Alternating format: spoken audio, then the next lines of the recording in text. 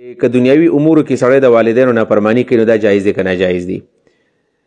بې وضاحت کړی دی بالفرض والدین په یو شعبه کې مهارت نه لري، د هغې صلاحیتونه په دغې شعبه په دغه فیلډ کې نه وي او بچی په هغې پوهېږي چې په دې کې زما دپاره خیر دی، نو آیا د بچی خپل مرضي کولی شي که نه شي کولی؟ د دې مطلب اصل کې دا دی چې بچی دی هغه خپل مستقبل جوړوي او هغه یو کار کوي، هغه کار جایز دی، د ګناه کار نه دی.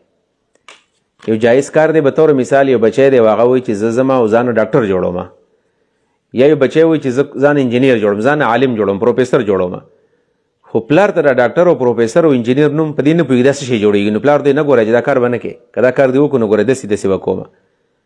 نو په دې صورت کې به سړی څه کوي؟ په دې باب کې مسله دا ده چې یو خو داسې مسله ده چې هغه د ګناه کار دی، نو د ګناه کار خو سړی کولی نه شي. د ګناه په کار باندې که مور او پلار خفه کېږي نو الله پې خفه کېږي، د ګناه کار خو به سړی نه کوي. پاتې شو دا خبره چې یو جایز کار دی او مور او پلار ته منع کوي چې دا مه کوه، او ته وایې چې په دې کې زما دپاره خیر دی، نو د مور او پلار به منم که خپله به منم. په دې کې مسله دا ده چې تا ته مور او پلار وایي چې دا کار مه کوه او دغه کار کول ضروري نه و، صرف جایز و، نو بیا د مور او پلار منل پکار دي. یعنې به طور مثال بچی وایي زه انجینیر جوړېږم، پلار وایي ډاکټر جوړ شه، نو ډاکټر جوړ شه انجینیر به جوړېږه. یا پلار وایي عالم جوړ شه، ته وایې نه زه پروفیسر جوړېږم، عالم جوړ شه پروفیسر مه جوړېږه. پلار وایي پروفیسر جوړ شه، ته وایې نه زه به زمیندار جوړېږم، پروفیسر جوړ شه، ځکه چې دا کار پروفیسر جوړېدل هم فرض نه دي، ډاکټر جوړېدل هم فرض نه دي، انجینیر جوړېدل هم فرض نه دي، سعودي ته تلل هم فرض نه دي.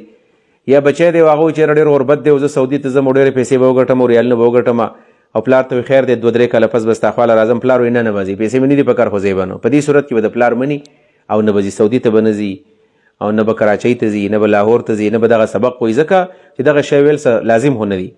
البته دویمه خبره دا که کار کول ضروري دي او د پلار او د مور سوچ هغې ته نه رسیږي، نو په دې صورت کې بیا هم ښه خبره داره چې د پلار سړی ومني، خو که بالفرض د مور او پلار ونه مني او هغه کار وکړي، کار ضروري وي، د ضرورت په بنیاد باندې بیا دغه کار کول بیا جایز دي. څنګه چې د القواعد الفقهیه کې دا مسله موږ وایو چې الضرورات تبیح المحظورات، ضرورت کله کله ناجایز شی هم د ځان سره هغه جایز کوي، حلالوي. لہذا مسله دا ده.